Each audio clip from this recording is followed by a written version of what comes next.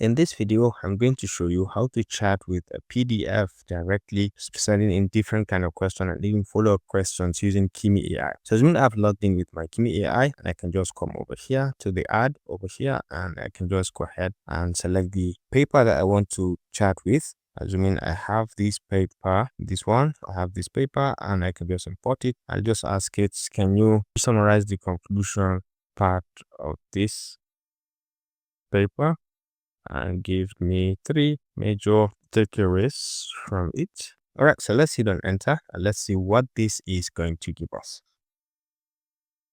So you can see the paper concludes that participatory modeling can bridge the gap between technical flood risk modelers and non-specialist stakeholders. Okay, so this is the key detail, 3 major takeaways. So it has given us the summary, and now it is giving us the 3 major takeaways from that particular paper. Participatory modeling is a pragmatic bridge, no silver bullets, and so on.